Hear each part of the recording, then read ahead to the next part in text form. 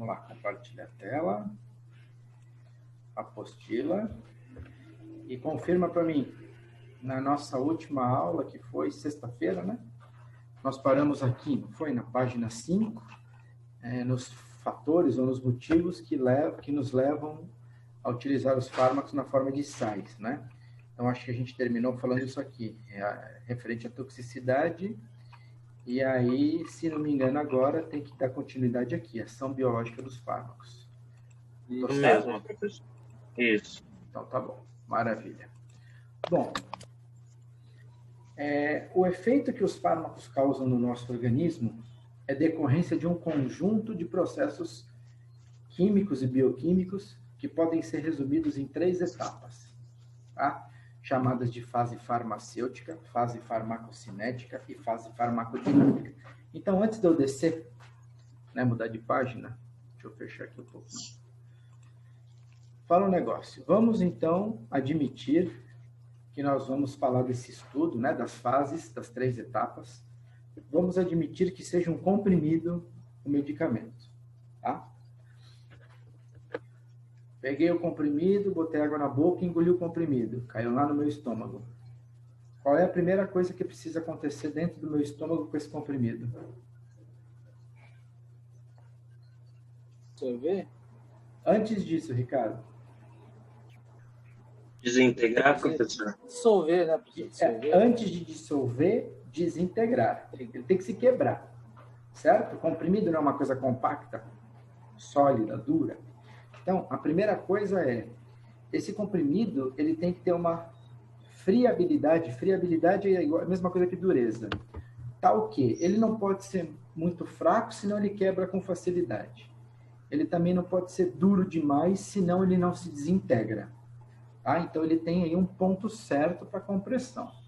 Então, a primeira coisa, esse comprimido caiu no estômago, ele precisa se desintegrar. Para, na sequência, os componentes, né, o princípio ativo, um ou mais, poderem se dissolver no suco gástrico. Concorda? Vocês concordam também que um comprimido ele não é feito apenas pelo princípio ativo? Que ele tem outros componentes que fazem parte daquela formulação, mas os outros componentes eu não tenho pressa. O que eu quero é que o comprimido desintegre rápido e o princípio ativo se dissolva da maneira mais rápida possível. Eu peguei esse exemplo do comprimido, poderia ser uma cápsula, mas acho que o comprimido é mais adequado, porque se eu tivesse escolhido uma forma farmacêutica líquida, a gente não teria a etapa de desintegração, né? A gente já passaria direto para a diluição. Então, naquela primeira etapa, na chamada fase farmacêutica, precisa acontecer a desintegração da forma farmacêutica e a dissolução do princípio ativo. Tá? Então, nessa etapa, chamada de disponibilidade farmacêutica, o fármaco, após se dissolver, ele torna-se disponível para a segunda etapa, a etapa da farmacocinética. Portanto, após se dissolver, o fármaco está disponível para ser absorvido. Tá? E aí, a etapa 2 é chamada de fase farmacocinética. O que é que vai acontecer na etapa 2, na etapa da farmacocinética? Quais são os passos da etapa 2? Primeiramente tem a absorção. Absorção, o que mais que acontece na farmacocinética? Se isso aí eu tenho certeza que vocês já aprenderam. Tem a distribuição. E disponibilidade. Distribuição, que é ligado na proteína. Que mais? Metabolização. Metabolismo e por último, excreção. Excreção, ótimo. Agora, uma outra dúvida. Vocês falaram as 4 etapas, né? Eu quero saber o seguinte. Cada uma dessas etapas ocorre de maneira isolada ou as 4 etapas acontecem concomitantemente, ao mesmo tempo?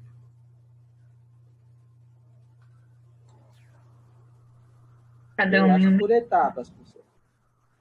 Por etapas? Quem mais ia falar alguma coisa? Era a Beatriz? Eu falei por etapas também. Por etapas também? Todo mundo concorda? Cada uma acontece numa etapa?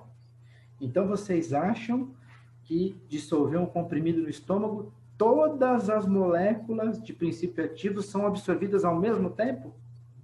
É isso que vocês acham? Não, nesse caso não, professor. Então, Vai ser aos poucos. então não é tudo ao mesmo tempo. Por quê? Então não é. Algumas Professor, moléculas foram absorvidas. Fala, Ana.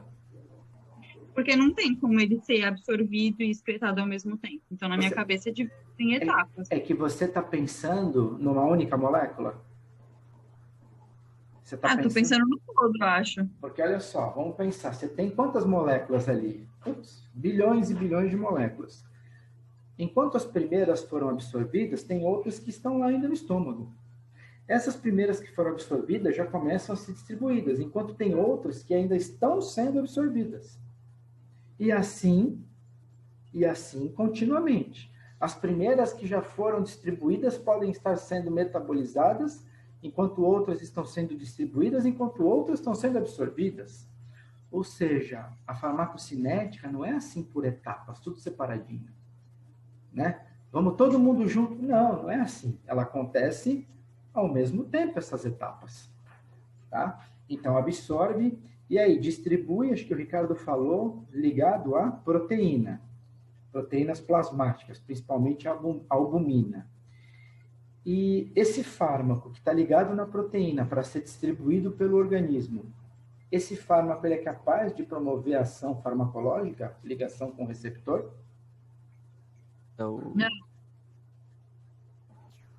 Não, né?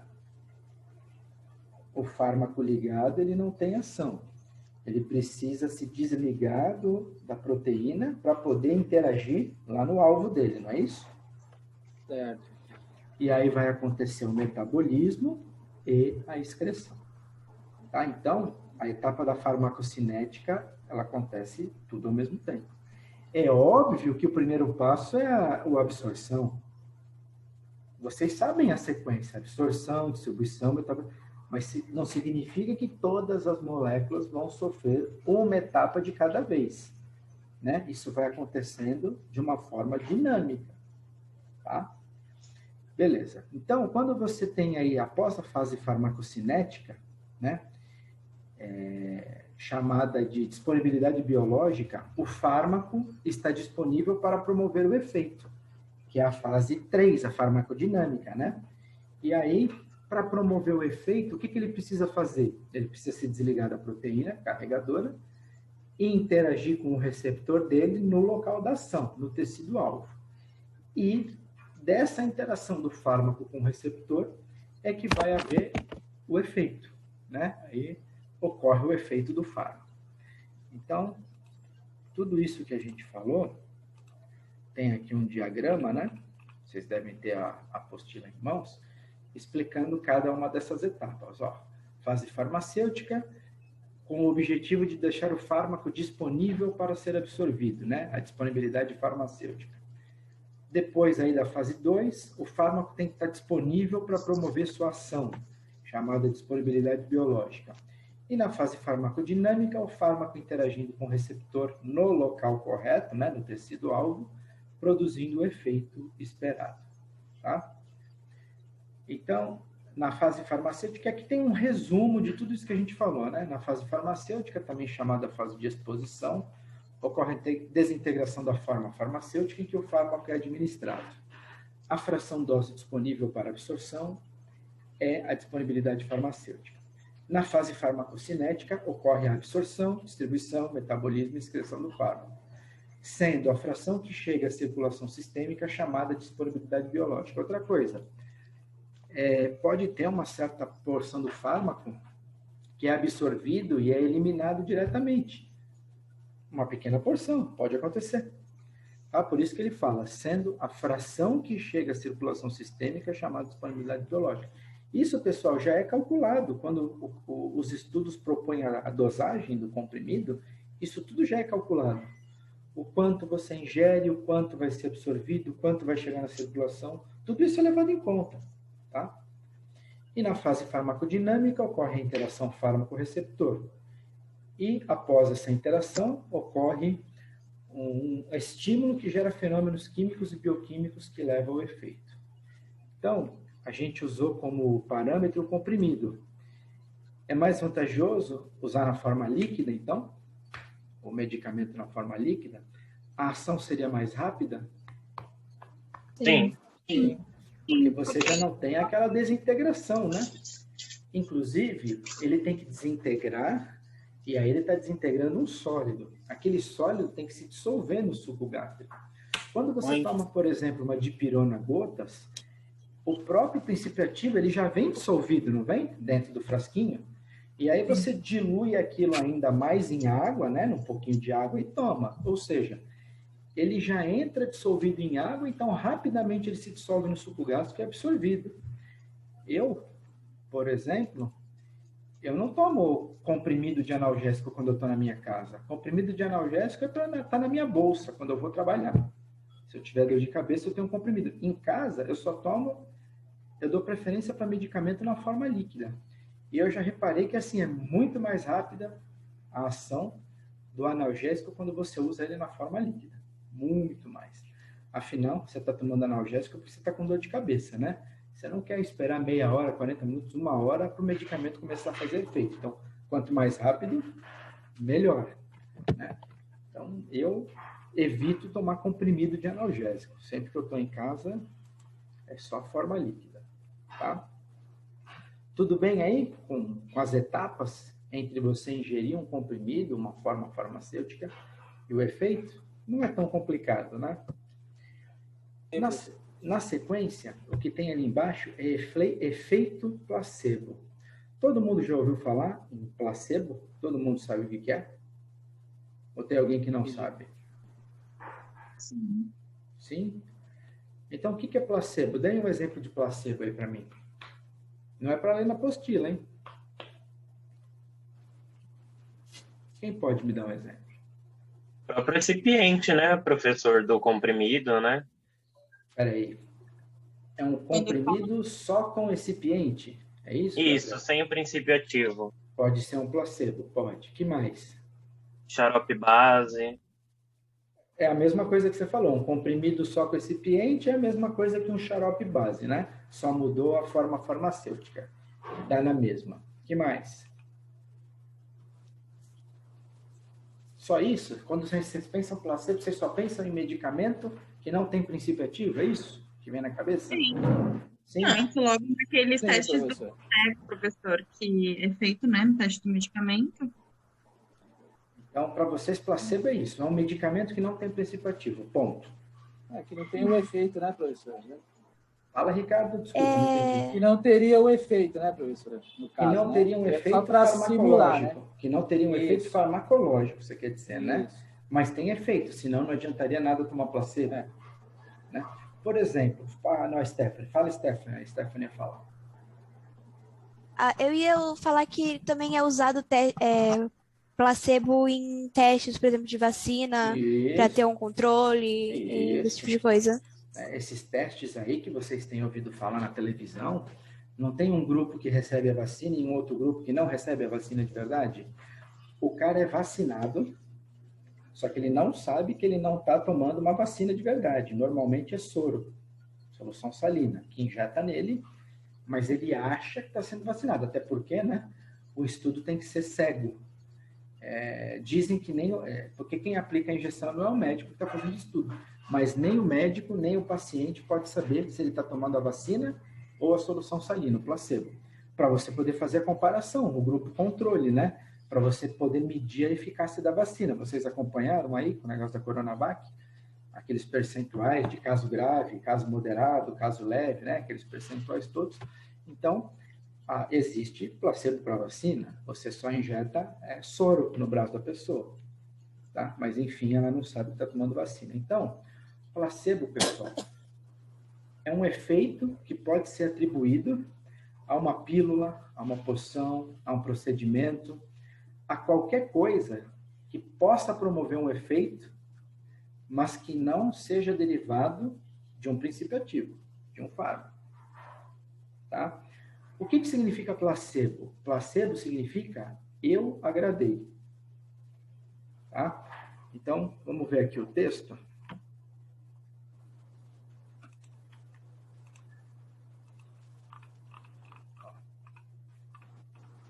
Em determinados casos, o efeito biológico não decorre da ação do medicamento específico, mas sim de fatores psicológicos ou inespecíficos.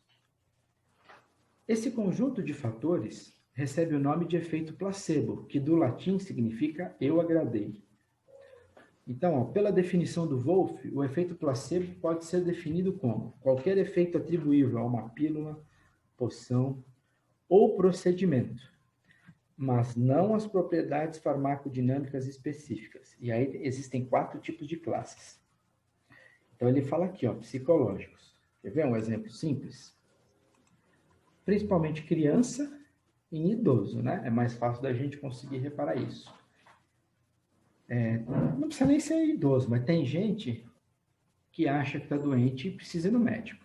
Tem gente que gosta de ir no médico e tomar remédio.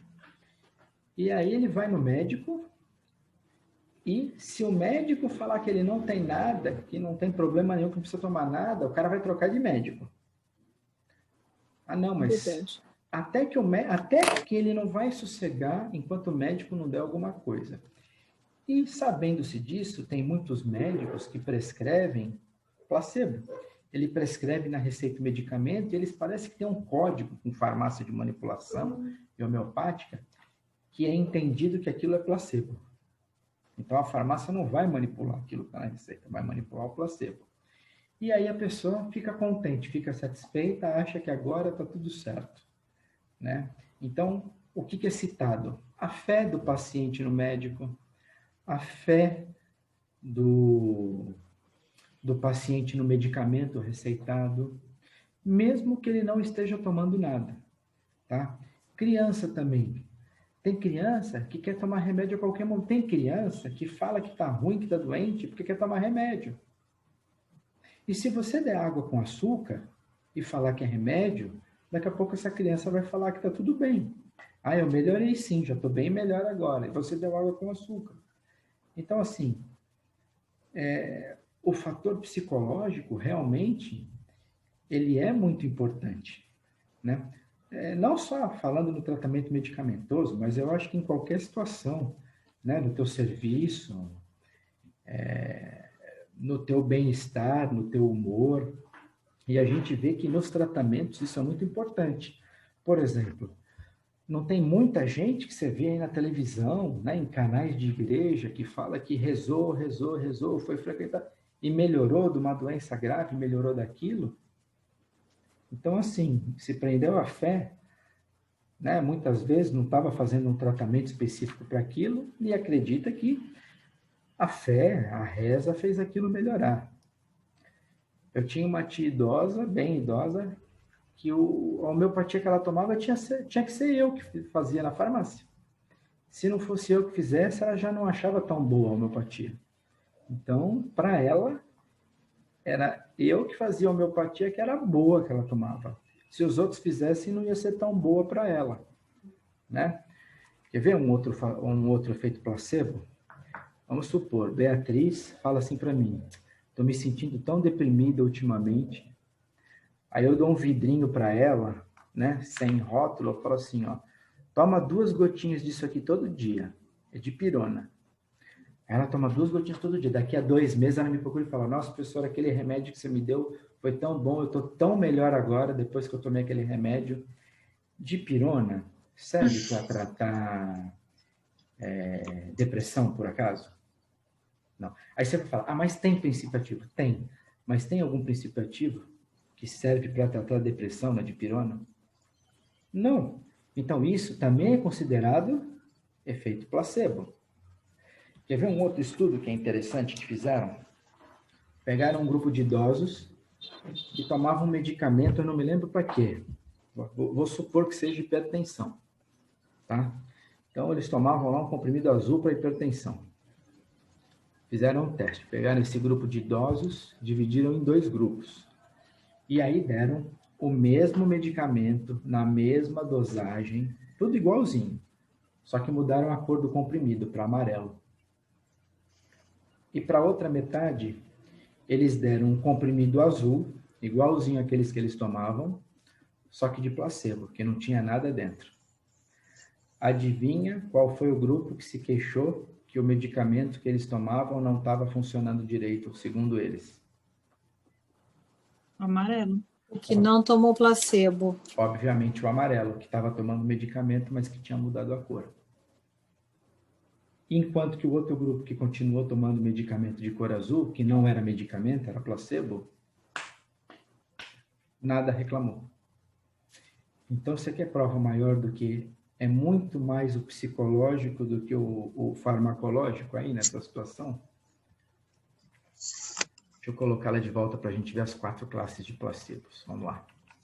Primeira, substâncias simples farmacologicamente inertes, tais como açúcar, amido, lactose, talco e água destilada. Ou seja, quando você preenche a cápsula de açúcar, de amido, alguma coisa assim, né? Pseudomedicamentos como extrato de ervas, solução salina e vitaminas. Também é considerado placebo. Ação farmacodinâmica de agente específico, embora não seja indicado para aquele mal, que foi o exemplo que eu falei da dipirona para tratar a depressão. E os fatores psicológicos, tais como a fé do paciente no médico ou no remédio prescrito. Então, tem gente que tem o médico lá da família há 30 anos. O cara pode não ter nada demais, ele vai no médico e ele já sai satisfeito, ele já sai melhor. Estava se queixando disso, daquilo, o médico falou, não, é assim, assim, assado, pronto. Conversou com o médico, já está mais contente, já está mais conformado e já melhora. Tá? E olha só que interessante esse parágrafo. Em 1979, nos Estados Unidos, uma indústria farmacêutica requisitou ao FDA. O FDA é a nossa Anvisa, né? Só que lá o FDA controla medicamentos e alimentos, né? A sigla é Food and Drugs Administration. Então, uma indústria requisitou ao FDA a liberação de um novo analgésico, que será vendido com o rótulo cujos dizeres correspondem à verdade. Aí que é o rótulo. Provado eficaz em 1/3 de todos os casos e absolutamente seguro. Nome do medicamento, placebo. O que eles observaram? Que testes com placebo se mostraram eficientes aí em 1/3 do pessoal estudado. Mesmo usando placebo, o pessoal relatou melhora ou determinado sintoma desapareceu. Tá? Então, de fato, o efeito placebo é real, é verdadeiro. É claro que não é sempre com qualquer coisa, é claro que não é com todo mundo, né? Acho que nenhuma de vocês vai querer fazer um teste, tomar uma pílula anticoncepcional de placebo, né? Para ver se placebo funciona ou não. Não é uma ideia muito boa fazer isso. Mas, assim, para determinados problemas, para pessoas hipocondríacas, né? Que gostam, que querem tomar remédio, eu acho que a utilização de um placebo é muito bem-vinda. Tem uma funcionária lá da faculdade, né, a que monta nossas aulas práticas, ela me perguntou, onde é que eu consigo comprar cápsula de placebo, porque eu estou tentando tirar os remédios da minha mãe e não adianta, não consigo enganar, eu vou ter que arrumar cápsula e botar dentro da embalagem original, porque está cada dia tomando mais remédio e já não deveria estar tomando.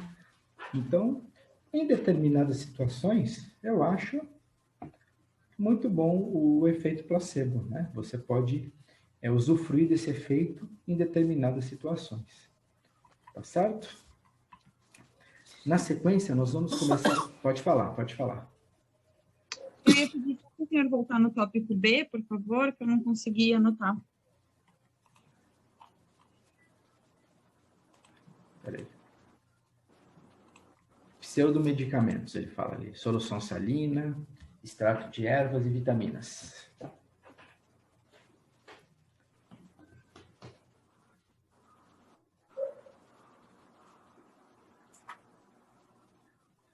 Ó. Obrigada, professor. De nada. Em vez de escreverem assim, quando forem lançar o calendário de provas para vocês, sai lá, semana de provas, né? Eu vou pedir para trocar, vou pedir para colocar semana de exercícios para nota. Aí vocês já vão fazer a prova muito mais tranquilos, porque não vai chamar prova, porque quando chama prova, fica todo mundo desesperado.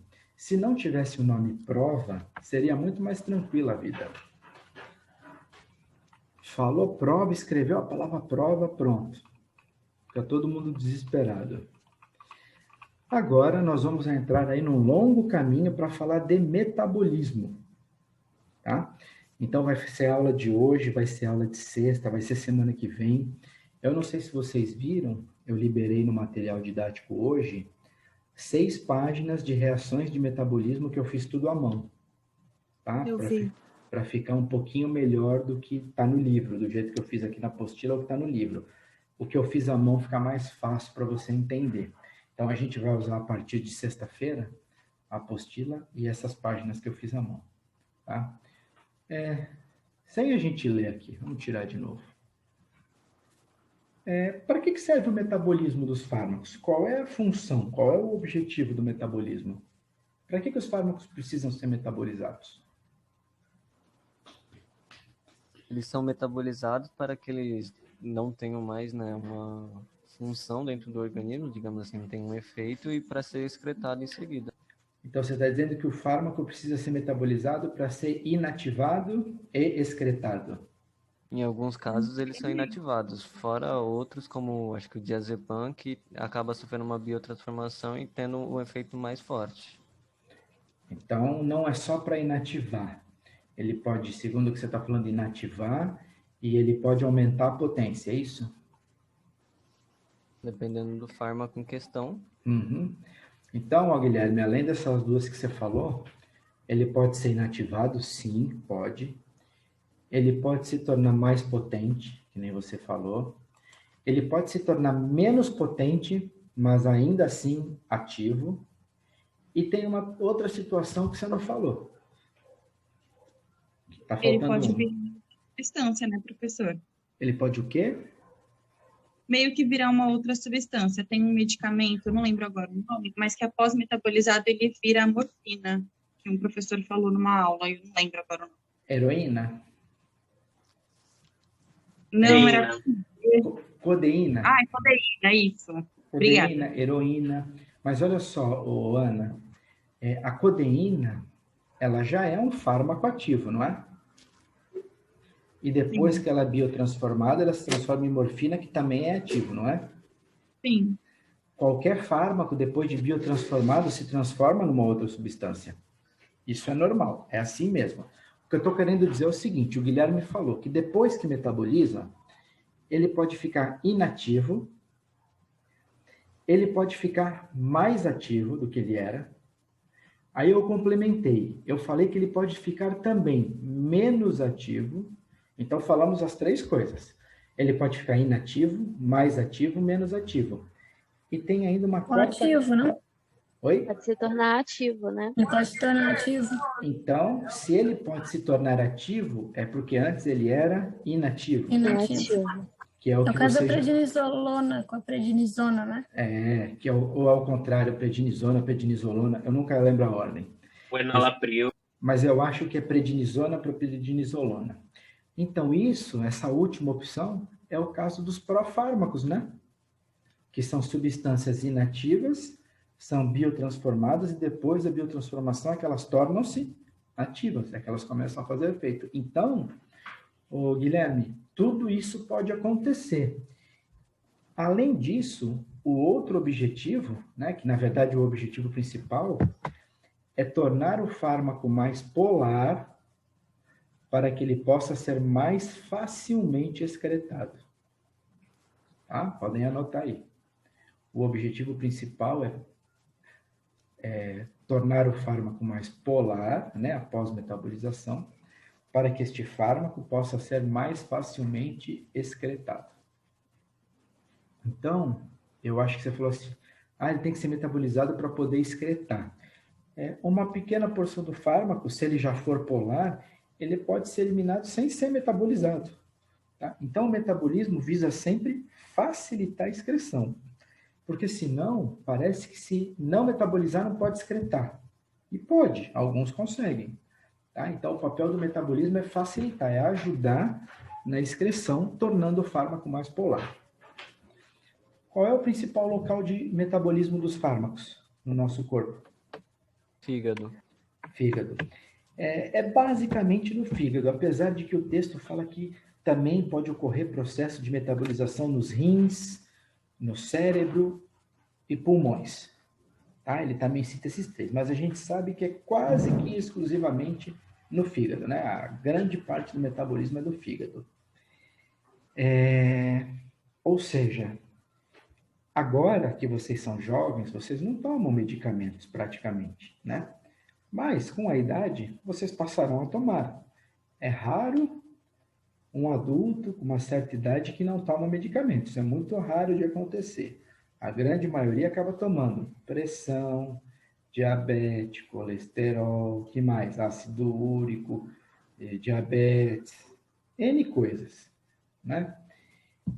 Então, você tem que tomar muito cuidado, você tem que preservar seu fígado. Por quê? Porque agora você ainda não precisa muito da ação do seu fígado.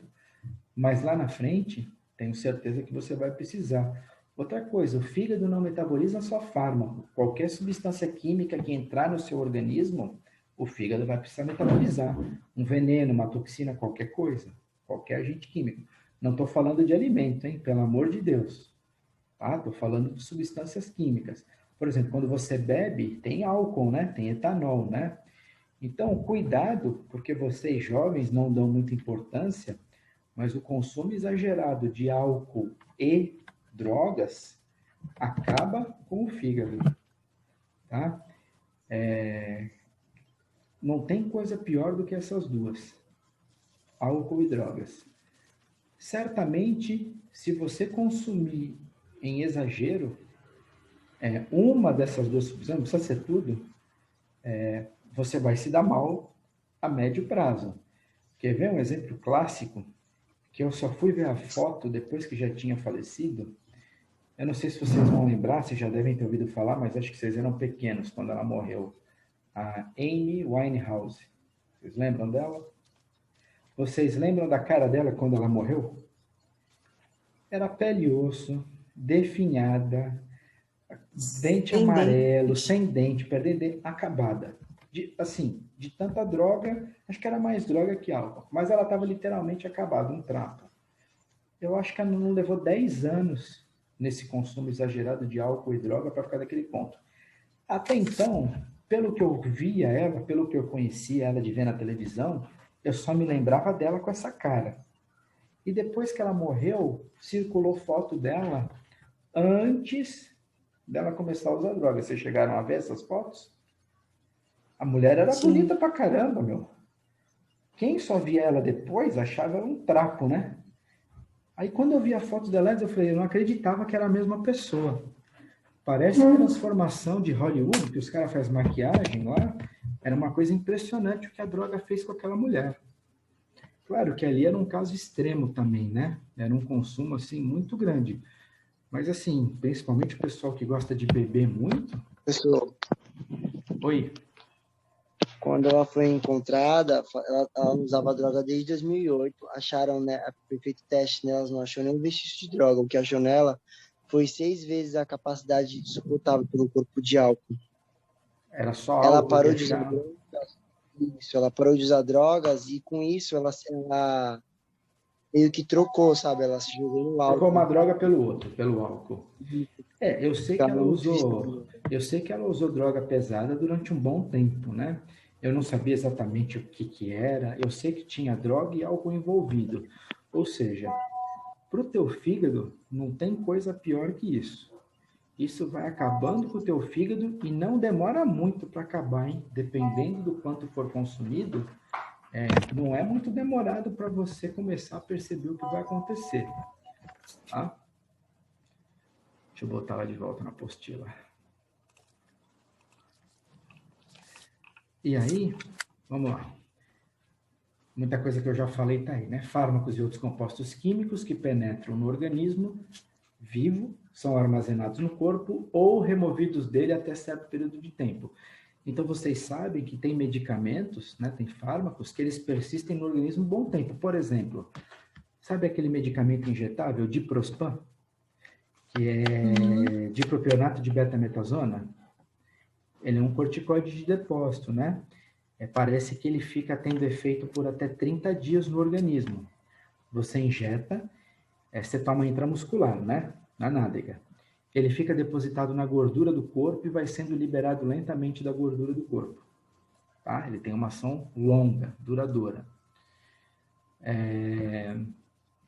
Então, eles têm que ser removidos do corpo após um certo período de tempo. Qualquer substância que entre no seu organismo. No organismo, eles podem continuar intactos ou sofrer transformações químicas, que é a chamada biotransformação. Né? Metabolismo e biotransformação é a mesma coisa. Dando os seguintes compostos, que é aquela hora que eu estava falando com o Guilherme. Ele pode ser menos ativo, ele pode ser mais ativo, ou ele pode continuar mais ou menos com a mesma atividade. Ele pode se tornar inativo, tá? Então, o nome desse processo é metabolismo ou biotransformação. Não vai dar para continuar aqui. Eu vou parar, vai cair, a gente já retorna, tá? Porque eu vou começar a falar, vai cair. Já baixou aqui de 1 minuto. Deixa eu parar aqui. Tá? E aí tem fatores que alteram o metabolismo. Por exemplo, metabolismo de homem e de mulher é igual? Com o passar da idade, seu metabolismo fica da mesma forma? Composição genética, peso. Será que uma pessoa que tem 50 quilos metaboliza do mesmo jeito que uma outra que pesa 100 quilos? Então, existem uma série de fatores aí que eu chamo de fatores individuais, chamados de fatores ambientais internos, que podem alterar o metabolismo, né? Então, assim, os fatores que alteram o metabolismo, os internos. Sexo, idade, peso, estado nutricional, atividade, temperatura do corpo, fauna e flora intestinal, gestação, estado emocional, outros agentes químicos, né? Se você está usando um outro fármaco, hidratação, composição genética e estado de atividade enzimática. Hidratação também é um negócio muito importante, que a maioria das pessoas não liga, né? Acha que é bobagem, essa necessidade de tomar água. Então, eu conheço gente que não toma água o dia inteiro.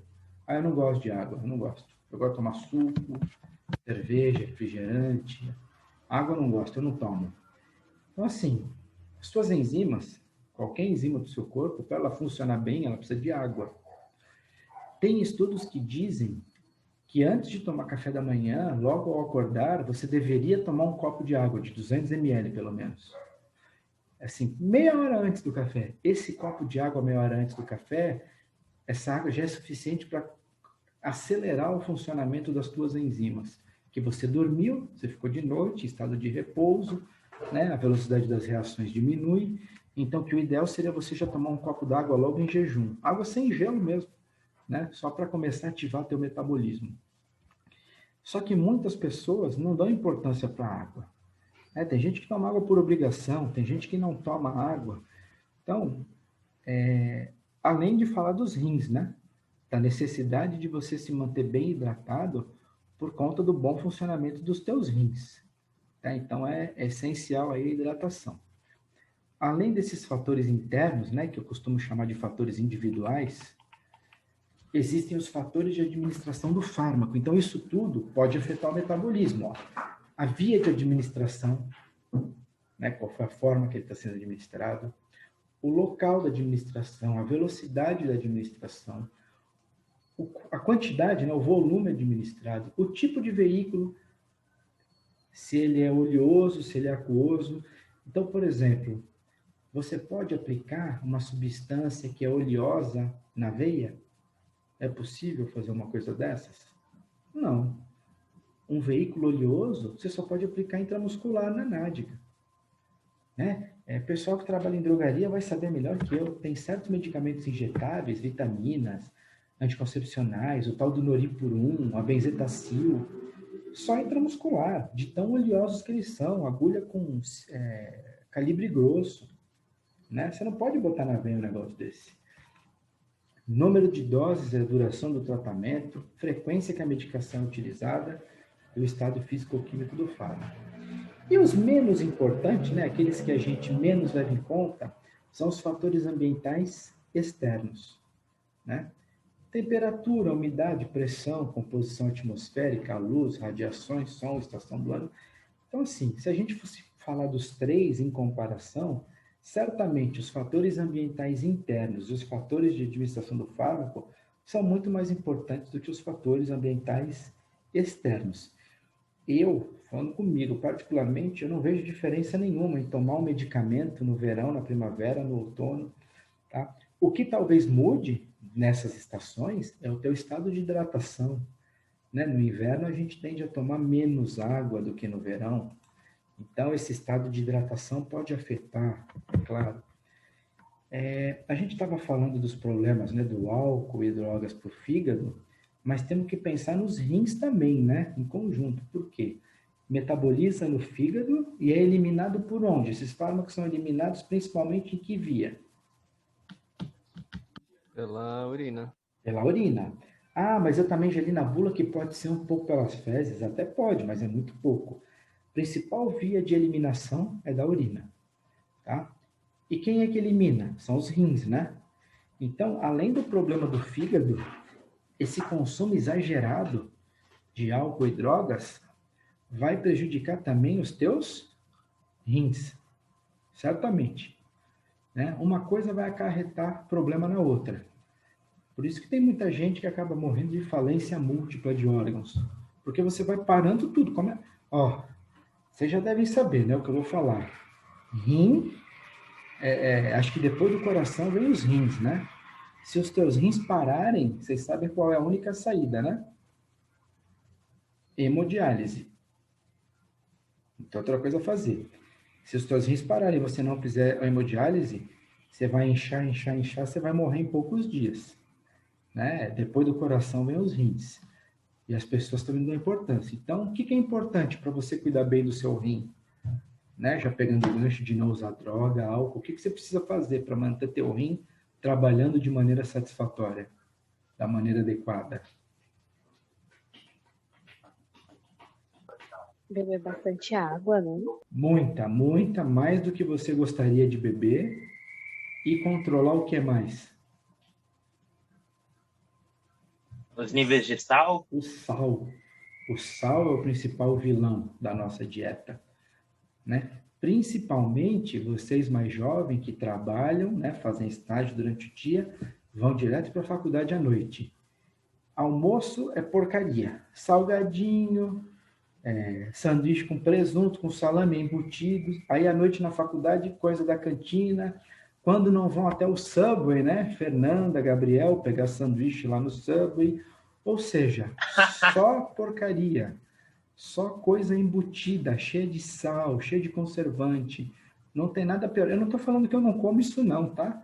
Óbvio que eu como.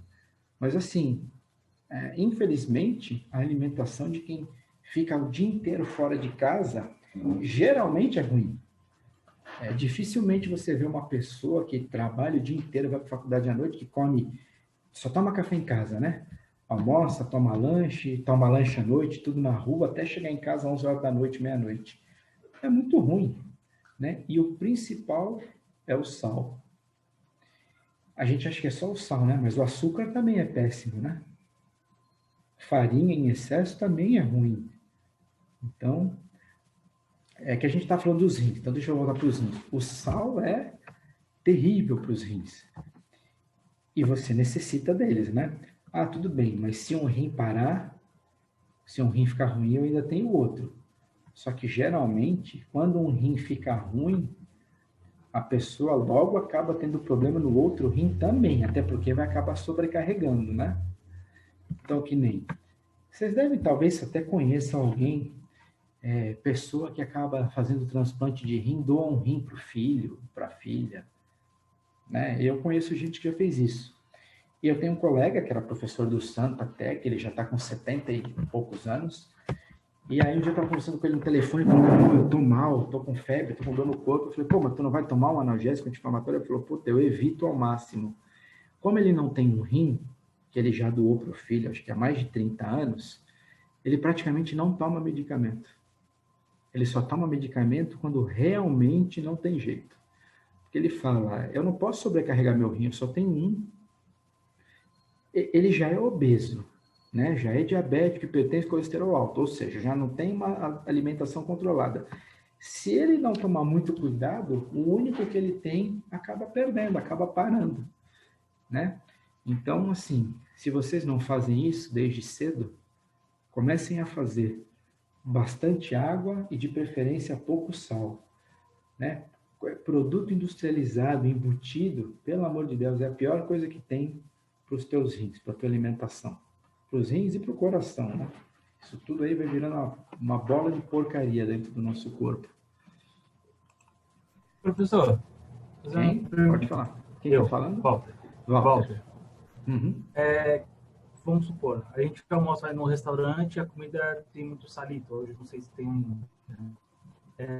E você fica com muita sede, você vai tomar. Você não vai fazer a troca, vamos supor assim, o rim vai trabalhar mais, você tomando bastante água por causa do sal, ou não?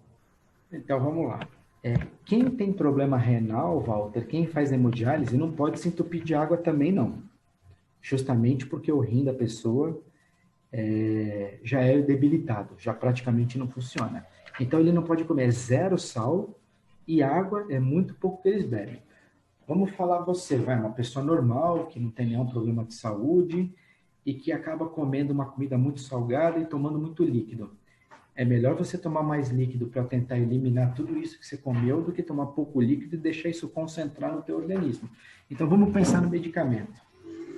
Você tem uma boa alimentação, mas você toma medicamentos. Mas a sua alimentação é ótima. Verdura, legumes, frutas, né? E pouca carne, pouca gordura. Mas você tem uma alimentação ótima, toma medicamentos por necessidade e não gosta de água, não bebe quase água. Adianta ter uma alimentação tão boa se você também não está eliminando, porque para que serve a água? Você não elimina os fármacos pela urina, você tem que tomar água, que é para poder filtrar o sangue e aquela água carregar aqueles metabólitos para fora do organismo. Né? Para você carregar tudo aquilo para fora, porque aquilo é toxina para o teu organismo. E quanto mais água você tomar, você não vai urinar mais? Você não vai mais no banheiro? Você aumenta a velocidade de eliminação. Né? Uma das coisas que a gente vai falar nas próximas aulas sobre a aceleração do metabolismo, aceleração da excreção é isso. O consumo excessivo de líquido também pode acarretar em aceleração da eliminação de um fármaco, diminuindo assim o tempo dele de ação no organismo. Então, né, o cara fala, eu vou parar de beber porque eu estou tomando antibiótico. Aí todo mundo sabe que cerveja também aumenta a diurese e acaba eliminando mais rápido o antibiótico. Tá bom. Hoje eu não vou beber. Aí o cara sai e toma 5 litros de água. Não vai aumentar a diurese do mesmo jeito? Claro que é melhor tomar água do que cerveja, mas você está tomando em excesso do mesmo jeito. Você vai aumentar a diurese de qualquer jeito. Né? Mas o excesso de água é bom. O que é ruim é o excesso de sal. Né? O teu rim só com água, ele não vai estar trabalhando, ele não está filtrando nada. Se você está tomando água, ele está filtrando outras coisas, outras substâncias. Certo? Eu esqueci de falar um negócio. Deixa eu tentar lembrar do negócio do placebo lá atrás. Daqui a pouco eu vou tentar lembrar.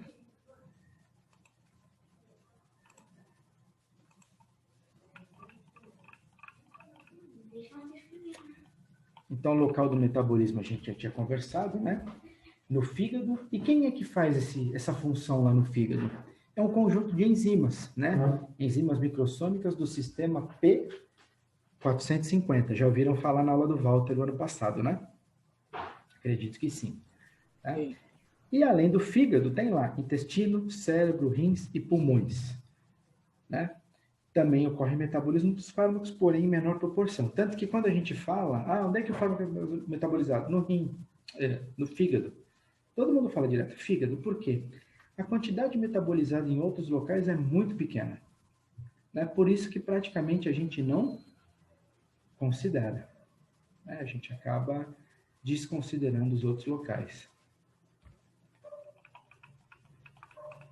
Aqui é onde a gente vai começar a falar das reações. Então, agora vai começar a entrar a parte química. Agora não, né? Não vai ser hoje, acho que só na sexta. Fases do metabolismo. O metabolismo é dividido em 2 fases, né? Fase 1 e fase 2. Os fármacos, todo fármaco é estranho ao organismo, né? Essa frase do livro é meio esquisita. Os fármacos estranhos ao organismo são geralmente transformados em metabólitos de polaridade crescente. Aqui faltou uma letra D. Em metabólitos de polaridade crescente. Apareceu aqui uma palavra que eu não sei se vocês conhecem, que não sei se vocês já tinham ouvido falar. Metabólitos. Já tiveram isso em outra disciplina? Acho que a gente já viu esse termo em fitoquímica, fitoterapia, metabólico. É verdade, em vegetal. fitoquímica também já falam em metabólitos secundários, tá certo. Metabólito aqui, lá na planta é um pouco diferente, tá? No nosso organismo, o que é chamado de metabólito? Metabólito é o produto da metabolização do fármaco. É aquela substância na qual o fármaco é transformado. Então, o fármaco sofreu metabolismo, vira um metabólito. Um ou mais, né? Às vezes a molécula é quebrada, vira mais de um metabólito. Tá? Então, os fármacos estranhos ao organismo são geralmente transformados em metabólitos de polaridade crescente. Não é pelos rins que vai eliminar? Não é pela urina? A urina não é a base de água? Água não é um solvente polar? Então, está aqui, ó, em metabólitos de polaridade crescente, até que possam ser excretados pelos rins. Então, para facilitar essa excreção, o fármaco tem que ser metabolizado, tornando-se cada vez mais polar, facilitando assim a sua dissolução em água e a eliminação pelos rins. Tá? E aí esse esquema abaixo indica como os fármacos são metabolizados. Então, ó, de A para B e A para B' é a primeira fase do metabolismo. Tá? De B para C ou de B' para C é a segunda fase do metabolismo. Então, aqui tem os nomes das reações de fase 1 e fase 2. Então, olha só, fase 1 acontecem reações de oxidação, de redução, hidrólise e desmetilação, apesar de que o livro não coloca nenhum exemplo de reação de desmetilação. Tá? Não tem nenhum no livro, mas ele cita aqui. Então, o livro tem vários exemplos de reação de oxidação, redução e hidrólise. Fala para mim, vocês viram isso ano passado, mais ou menos nessa época do ano, março, fevereiro, março. Qual é a definição de uma reação de oxidação? O que acontece numa reação de oxidação?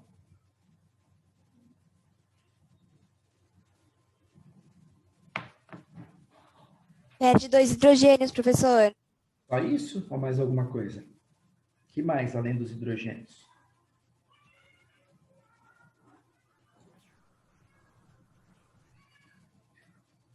Perda de hidrogênios e elétrons. Né? Verdade, professor. Verdade. E, por vezes, nem sempre, ocorre também a entrada de um oxigênio, de um átomo de oxigênio. Mas isso não é obrigatório. Por definição, reação de oxidação é uma reação onde há perda de elétrons e perda de hidrogênio. Tá bom, esse é um tipo. Só de reações de oxidação, gente, acho que são 8 que a gente vai ver. Só de oxidação. Tá bom, se isso é a definição de oxidação, qual é a definição de reação de redução? Redução é a criação de ligação dupla, através da retirada de algum Redução não vai criar ligação dupla, não. Não. Por definição, reação de redução é entrada de hidrogênio, ganho de hidrogênio e elétrons. É o oposto da oxidação. Tá? A redução que você está falando, Guilherme, ainda seria o oposto. Seria um composto que tem ligação dupla e os hidrogênios quebram a ligação dupla e são adicionados à molécula. Ou seja, a molécula final ganhou hidrogênio e ganhou elétron. E não o contrário. Não tirar hidrogênio para formar uma dupla. Aí seria oxidação. Tá? Reações de redução, se não me engano, são 3 que tem ali no livro. Hidrólise. O que é uma reação de hidrólise? É a quebra de um composto por uma molécula de água? A quebra de um composto promovida pela água, ou seja, uma molécula vai virar 2. Né? Existem 2 tipos de reação de hidrólise. Hidrólise de amida e hidrólise de éster, que tem aí no livro. Tá? Então, essas são da fase 1. Desmetilação, ele não colocou nenhuma reação, mas pelo nome é simples de entender. O que seria uma reação de desmetilação? É um composto que tem um grupo metila e ele perde esse grupo metila, né? E na fase 2, são as reações de síntese ou conjugação. Vamos usar a palavra conjugação, que é mais fácil para entender. O que significa conjugar?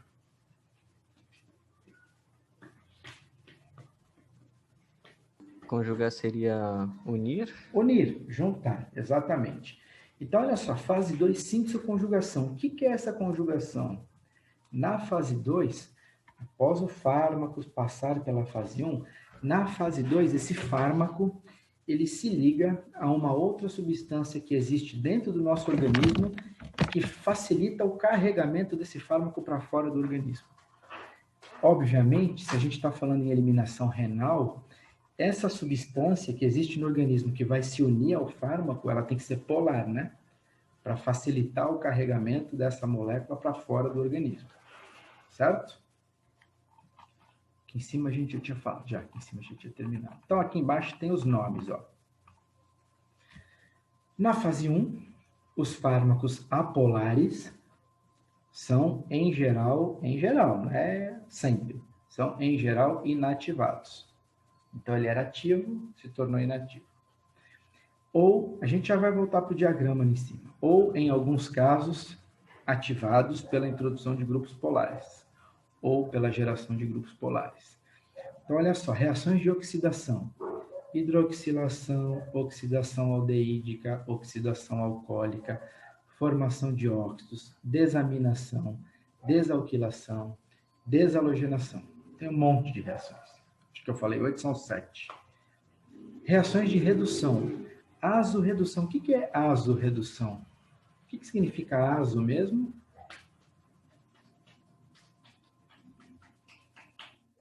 Azo tem a ver com nitrogênio. Lembra do final do ano passado? Sais de diazônio. Eram aqueles compostos nitrogenados, 2 nitrogênios. Então, azo-redução é uma redução de compostos nitrogenados. Nitroredução. Redução do grupo nitro, que também apareceu lá na SAR, né? O NO2. Redução aldeídica ou redução cetônica, que são semelhantes. Hidrólise, aqui tem um errinho. Hidrólise, olha o que ele fala, profármaco. O que é profármaco mesmo? Fármaco que não tem efeito. E ele precisa ser metabolizado para começar a ter efeito, não é isso? Isso. Então, hidrólise é um tipo de reação de metabolismo característica para profármaco. Ele acaba ativando o profármaco, transformando ele no fármaco. Né? No fármaco ativo. Aqui está escrito errado. Aqui em cima está certo, tá? Desaminação. Perda do grupo amina. Aqui embaixo eu errei na hora que eu escrevi. É desamidação. Tem que trocar esse N aqui por um D de dado. Essa hidrólise é de uma amida. Então é desamidação. Conserta aí para mim. E o outro tipo de hidrólise é desesterificação. Vocês viram essas duas reações no último bimestre do ano passado, em derivados dos ácidos carboxílicos. Apareceu hidrólise de éster, hidrólise de amida, tá? E retirada de grupos apolares para expor grupos polares. Então, vamos dar uma olhada ali em cima no diagrama. Olha só as possibilidades da fase 1. Se A é o fármaco. Se ele for aqui de A para B, não é exatamente a situação do profármaco? Ele é inativo e durante a primeira fase do metabolismo ele torna-se ativo. Não é isso que é o profármaco? Sim. Ou, o que acontece? De A para B', aqui embaixo. Esse fármaco já era ativo e aí durante o metabolismo ele se tornou inativo. Tá? Tudo bem. Então, aqui em cima agora, B. B é um fármaco ativo, não é? Em A ele era inativo, quando ele se transformou em B, ele tornou-se ativo. Então, na fase 2, ele precisa ser inativado para ser eliminado. B linha agora, aqui embaixo, B', ele já tinha sido inativado na fase 1, então ele já pode ser eliminado na fase 2. Ele não precisa sofrer um outro processo de biotransformação. Tá? Ou ainda tem esse caminho aqui direto, né? De A para C. Olha só, o fármaco não sofreu nada na fase 1, ele já é ativo. Na fase 1, ele não sofreu nenhuma reação de metabolismo, tornando-se, né, sendo inativado apenas na fase 2. Reparem que de A para C é diferente de A para B, hein? Ele pulou a fase 1 aqui, nessa situação do meio. Tá?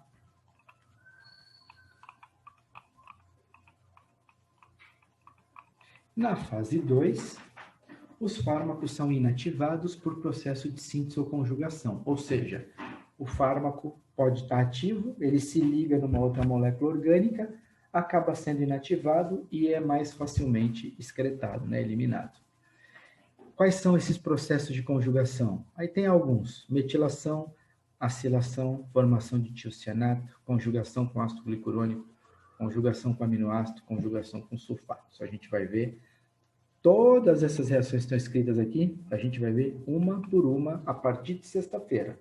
Obviamente que não vai acabar na sexta, é muita coisa. Tá? Então, repetindo, função do metabolismo: polarizar o fármaco para que esse possa ser mais facilmente excretado. E aí tem gente que gosta de escrever assim na prova: ah, é deixar o fármaco mais polar para ele ser excretado. Ah, então, se ele não ficar mais polar, ele não pode ser excretado? Pode, é mais difícil, mas pode.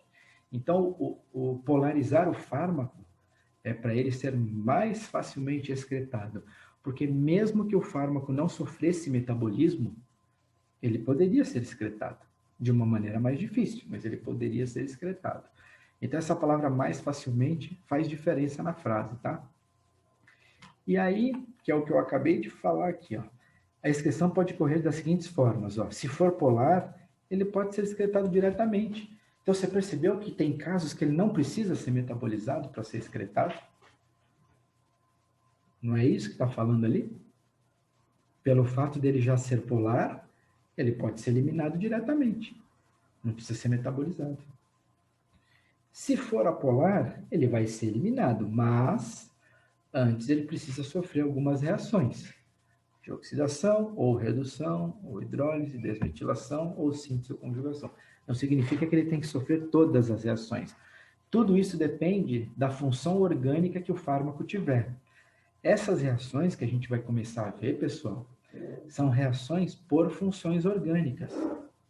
Tá? Ah, mas e se lá no livro tiver mais de uma reação para o mesmo grupo funcional, qual que vai acontecer? Sei lá, pode acontecer as duas. Algumas moléculas reagem por uma reação, outras moléculas reagem com outras. Eu não tenho como saber. Tá? Vamos ver aqui só o primeiro. Oi. Essas são as únicas reações que acontecem? Não, olha, tem várias. Não, aí já são várias. Aí já são em torno de 17 ou 18. O que o livro apresenta é essa. Eu desconheço se tem mais alguma outra diferente dessas. Entendi, então. É só essa. Só era uma curiosidade mesmo. Tá. Eu vou só... Fala, Ana, fala. Eu queria saber, se o medicamento for apolar, ele precisa necessariamente passar pela fase 1 e 2, ou é a fase 1 ou a fase 2? Assim, ele já é ativo? Ele não é profármaco? Ele já é ativo. Já é ativo. Não é obrigado a passar pelas duas fases, mas ele pode vir a passar pelas duas. Não é obrigado, mas pode acontecer. Tá bom, obrigada. Tá? Porque, às vezes, Ana, você pode ter um fármaco com uma estrutura muito grande, muito apolar, e mesmo após ser metabolizado na fase 1, ele ainda não ser polar o suficiente, necessitando de uma segunda metabolização na fase 2 para conseguir eliminar esse fármaco. Mas isso não é regra, não é que sempre vai acontecer assim. Certo? Bom, obrigada, professor. De nada. Então, vamos ver como é que vai ser na sexta. Eu vou mostrar só o primeiro exemplo, que nem eu mostrei hoje de manhã, mas eu nem vou para aquilo que eu fiz à mão, eu vou ficar só aqui, tá? Então, assim, ó, do jeito que tá aí na tela, que vocês estão vendo, eu tirei do livro, tá? Tá igualzinho, tá no livro. O que eu fiz à mão? Eu melhorei um pouco isso aí para ficar um pouquinho mais fácil para você entender. Além do que, vocês estão vendo que aqui ele chama tudo de RR'? O que é RR' mesmo? Cadeia carbônica? Cadeia carbônica. Então, no que eu fiz à mão, eu fiz do jeito que está aqui, RR', e embaixo eu pus exemplos. Eu coloquei cadeia carbônica aí no lugar desses R's, tá? Só para exemplificar. Então, vamos lá. Só para você entender como é que vai ser a partir de sexta. Então, primeiro, nós vamos falar de todas as reações de oxidação. São 7 ou 8. Tá? Vai até a letra G. H, 8. 8 reações. Tá bom. Primeira reação. Se você entender o nome, era o que eu falava para vocês no ano passado na Química Orgânica. Se você entender o nome da reação, é 50% do caminho. Então, o nome da primeira reação de oxidação, né, que é uma reação que vai haver perda de elétrons e perda de hidrogênio, chama-se desalogenação. Lendo esse nome, desalogenação, o que é que vai acontecer aí com esse fármaco? Vai retirar um halogênio. Vai retirar um halogênio, que no caso aqui do exemplo é o cloro, né? Claro. Mas se tivesse escrito bromo, serviria também, não serviria? Sim. Iodo também, né? É que aí no livro ele resolveu usar o cloro. Mas ele não falou descloração. Ele falou desalogenação. Pode ser qualquer halogênio. E aí, flúor também entra também, né, professor? Raramente você vai ver compostos fluorados, mas também poderia entrar. Sim, se tiver flúor também entra. Tá? E olha que engraçado. Logo no primeiro exemplo, olha o que o livro fala. Gera um composto menos polar. Putz, mas nós não acabamos de falar que o metabolismo está lá para tornar o composto mais polar? E olha o que ele fala. Neste caso, gera um composto menos polar, o que é contrário às regras de proteção ao organismo. Porém, mesmo sendo menos polar, ele continua sendo polar. Ele diminuiu a polaridade, mas ele continua sendo polar. Aí vocês vão perguntar assim, então por que o organismo fez isso? Por que ele pegou um fármaco que era mais polar e transformou ele numa estrutura menos polar? A explicação que eu tenho, o livro não fala, para mim, a única explicação é a seguinte. Muito provavelmente, o fármaco trialogenado, ele pode ser mais polar, mas provavelmente ele é mais tóxico ao organismo do que o fármaco dihalogenado. Então, tudo bem, ele é menos polar, mas ele é menos tóxico. Então, você está protegendo o organismo, né? Ele continua sendo polar, pelo que o texto fala, é possível eliminá-lo, mas ele é menos polar, mas ele é menos tóxico. Então, você já tem algum ganho para o teu organismo, tá?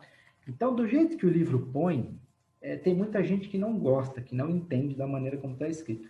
Então, o que é isso aqui? RR'CH. É um carbono. Aí você põe, por exemplo, um hidrogênio para cima, o grupo R para a esquerda, o grupo R' para baixo. Aí para a direita você liga outro carbono. Nesse outro carbono, o que você tem que ligar? 3 cloros. Põe um em cima, um do lado, outro embaixo. Então, o que eu fiz à mão? Eu desenhei essas estruturas abertas, em vez de desenhar elas condensadas, que nem o livro faz. Tá? O que está faltando que eu fiz à mão que não tem aqui, porque eu não consegui fazer no Word? Em cima da seta, a gente não está falando de reação de oxidação. Então, para deixar bem claro que isso é uma reação de oxidação, vocês podem anotar. Em cima da seta da reação, nós sempre vamos colocar um oxigênio dentro de um colchete. Então, isso é a representação química de uma reação de oxidação. Tá? Aí eu não consegui fazer, mas no que eu fiz à mão, eu fiz. Maravilha. Fala para mim, olhando o fármaco e olhando aqui o metabólito, o que aconteceu nessa reação de desalogenação? O que aconteceu? Perdeu um hidrogênio e criou uma ligação dupla. Só isso? Perdeu um hidrogênio e criou uma dupla só? Perdeu um cloro. E perdeu um cloro, né? Perdeu um hidrogênio de um carbono, perdeu o cloro do outro carbono, e pelo fato de ter perdido um átomo de cada carbono, formou uma dupla, não é isso? Sim. E aí, um monte de gente vai ter vontade de falar assim, Então, saiu HCl, né? Gente, não é reação química que nem química orgânica que a gente fazia na aula e no laboratório. Você acha que o teu fígado ia fazer uma reação de metabolismo e ele ia transformar um fármaco no metabólito e gerar como subproduto ácido clorídrico dentro do teu fígado? Obviamente que não. O que aconteceu com o hidrogênio e o que aconteceu com o cloro? Não sei. As enzimas vão lá e tiram. Alguém tirou o hidrogênio, alguém tirou o cloro, formou a dupla. Mas eu te garanto que não formou HCl lá dentro. Eu sei que saiu um átomo de cloro e um átomo de hidrogênio. Mas dizer que formou ácido clorídrico ali dentro, impossível. Então, esses subprodutos, né, que as enzimas acabam formando, ou esses átomos que as enzimas acabam removendo, eu não sei, o livro não fala, eu não tenho a menor ideia do que acontece com eles, para onde eles vão. Eles ficam ligados lá na enzima que veio e tirou. Tá? A gente não está falando de uma reação química em laboratório. A gente está falando em reações enzimáticas que acontecem dentro do nosso corpo. Certo? E aí, na próxima aula, vocês já podem até olhar o material que eu fiz à mão. Eu desenhei essa estrutura aberta e coloquei um exemplo embaixo. Coloquei cadeias carbônicas no lugar de R e de R'. Ah, podia ser qualquer cadeia? Podia ser qualquer cadeia. Tá? Eu fui inventando nos exercícios. Se vocês fossem fazer prova presencial, essas reações todas, no livro, aí na apostila, eu acho que eu gastei umas 3 páginas para botar todas elas. No livro, elas estão apertadas numa página só. E aí, todo ano, eu deixo vocês tirarem as xerox do livro dessa página e levar para a prova, que é para fazer por comparação. Como é que é a reação genérica? Aí você olha o fármaco que eu dei na prova, você faz igual com o fármaco. Isso que eu estou falando agora, quando eu terminar de explicar todas essas reações, você vai fazer um exercício assim. Tá? Você vai fazer um exercício desse tipo. E acho que nem vai valer nota nem nada, só para você treinar. Onde eu vou dar um fármaco, você olha ali naquela folha, vê quais são os grupos funcionais, quais são as reações que você pode fazer, igual da folha, e você faz com o fármaco. Então, a prova é assim que eu faço. Vocês levam a folha, sem nenhum exemplo, só com as reações genéricas, e aí vocês têm que fazer na prova, com o fármaco que eu dou, uma daquelas reações.